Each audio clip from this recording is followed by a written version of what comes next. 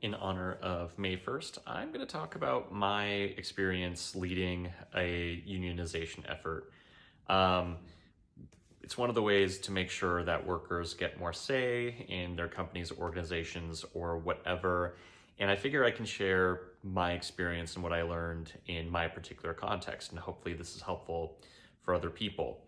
To give you a little bit of background, I led a unionization effort because I was unhappy with a layoff my company did. I thought it was way harsher than was absolutely needed, and I wanted us to have more leverage in a future layoff, which did end up happening, and unfortunately affected a lot more people.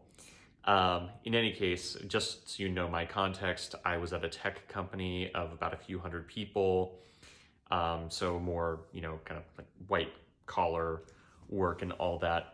But in any case, yeah, if you want to learn about what that was like in that kind of environment, follow me and I'll make more videos on this.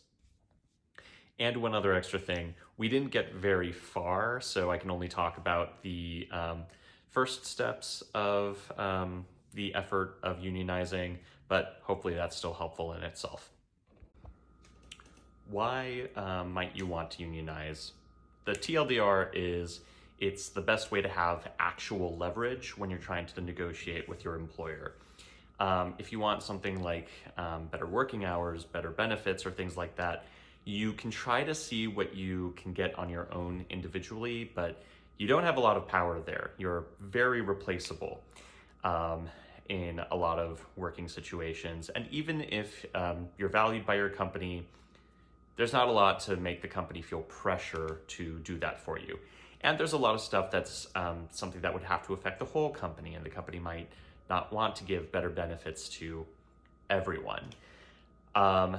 So if you have a union, you have the power of everybody stepping in and saying, we want this, we have leverage. Maybe that's the threat of potential strikes or things like that, withholding of labor and things like that. And you're more likely to get the company to listen and meet you somewhere, maybe. Potentially fire everybody, but that's the risk with these kinds of things. Speaking on a personal note, why did I decide I wanted a union? In my particular case, my company had laid off people. Sometimes that's necessary, sometimes that's the only way a company can survive. I've been through a layoff before where I could recognize, yeah, this was probably necessary given certain circumstances and all that. But this layoff felt harsher than was necessary, and I could read the tea leaves and see that there was probably another layoff that was going to come up soon. And I wanted us to see if we could get the leverage to force the company to at least negotiate with employees for the next layoff that I was pretty sure was going to happen, and did end up happening. Other people who also participated in the unionization effort had their own reasons.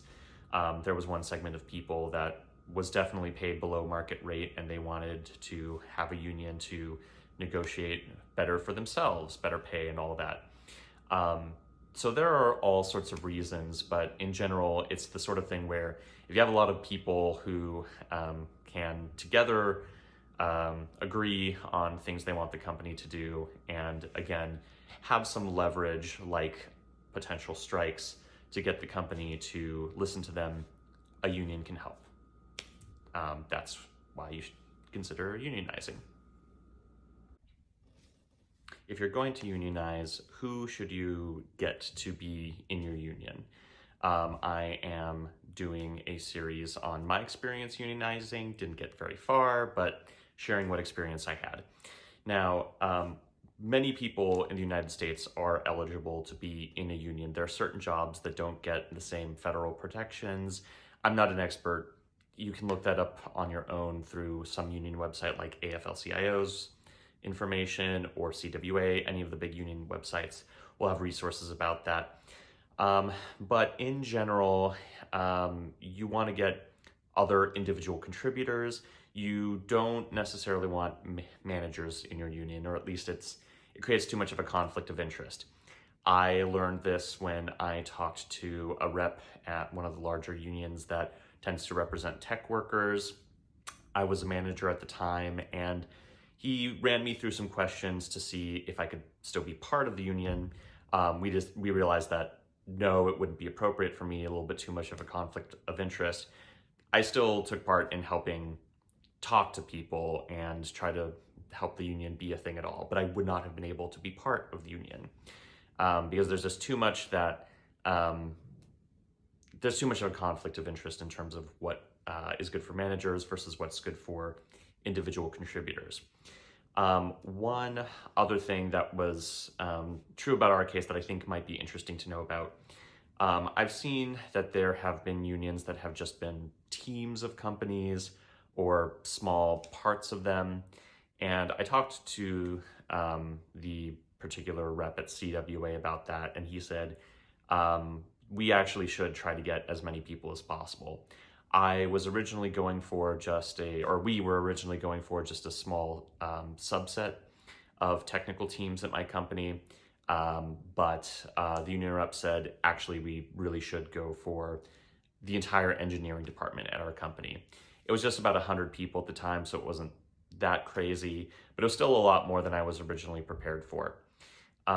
What's the reasoning behind this? A really small union that's just a small number of people is really easy for a company to just ignore or fire and replace. So there's not that much leverage to be had there, but if you can get a large group of people where it's really hard for a company to deal with all of them at once, then your union might have a little bit more leverage in various negotiations. So look this information up on some of the union websites. Again, AFL-CIO, CWA, there are other big unions I'm probably missing, but you want to go for individual contributors at your company or organization. So you probably don't want managers involved. You may want to talk to a union rep to see how big this needs to be and who should be included for this to make sense. If you're unionizing, do you end up joining a larger union and becoming part of that? It's one of the options. I won't lie, this is where I can only speak to a little bit of what you can do in terms of the options and whatnot. I'm talking about unionization. My experience, we didn't get very far, but I'm talking about at least what I went through and all that stuff. One of the options that people very often opt for is joining one of the larger unions that already serves their industry. So for example, because I was working in tech, the union that largely helps with tech unionization results is the Communications Workers of America, or CWA. Other larger unions are the AFL-CIO, UAW. You can look up whatever union seems best to help you with whatever your industry is. There are a couple of different ways you can do that. Just see, I don't know, Google unions plus your industry, see who tends to come up. Google News as well about recent unionization efforts in your industry. I found out about CWA because I kept looking up other articles of people unionizing in tech, and CWA kept coming up. So I thought, okay, this seems like the way to go. Now, I can't talk very much about what you do past the initial stages. I only ever had one meeting with a rep from CWA, but it was really helpful. He basically gave us a little bit of a sense of order of operations. Basically, if we got to the point where we had an organizing committee, which we didn't get to, then we could start interacting with him more and he'd be able to share more useful stuff with us. He was the one who told me, hey, you're a manager, you can't actually be part of the union that results from this. And he was just a really helpful source of information. So I'm sure there are other ways of doing this where you could be totally independent, but if you can take advantage of the institutional knowledge that the larger unions have, it's worth considering. So again, look up the ones that are suitable for your industry and see if it's worth reaching out to one of the reps there. I'm doing a series on my experience with leading a unionization effort. We didn't get very far, so this is just early stage stuff, and this was in the tech industry in particular. Maybe this will be useful to you, maybe this won't, but in this video I'm going to talk about staying in stealth mode basically as long as possible. When I spoke to a union rep at CWA, they basically said, make sure management doesn't find out for as long as possible, because the moment they do, they'll engage in efforts to share propaganda against unions, make some implicit threats of retaliation and all that. And legally, I don't think they can, but you know, it's only illegal if you get caught doing it. So it's best to try to keep that secret and private for as long as possible. The ideal case, according to this rep, was that we would get to maybe, 2/3 of the relevant people in support of a union and then publicize it. In practice, that's probably really difficult. Like, the dam's going to break and people will find out at some point, but you really want to make sure that you keep it quiet for as long as you can so that the company has less time to try to fight back against it. Now, on that note, there were a couple of things we did. One was that outside of sort of our kind of core union leadership group of those of us trying to make this happen, we didn't publicize to other people who was in support of the union or what people said or not, which I think made people more comfortable talking to us, knowing like, hey, we're not going to tell anybody else how you feel about things. We just want to have the conversation with you right now. We did have a list. If I get my act together, I'll share a Google Sheet template of how we did kind of like a whip count of drumming up support for the union and all that. But only the union leadership saw that. No one else saw who was in support. We started by talking to people who we at least could trust to keep their mouths shut, whether they supported it or not. And that was very successful for us. After the whole thing, I told several other people after I'd been laid off for a few months and after enough people involved were gone that I'd been working on this, and they said, wow, I had no idea this was happening. So, you might be surprised how secret you can keep it. Last little bit was that we started a Signal group chat just for the people who were really trustworthy and in support, so that we could say, hey, you can talk to each other if you want. And we've limited it only to people who won't like turn you into the company for retaliation or anything like that. So again, we kept it very carefully controlled, very quiet.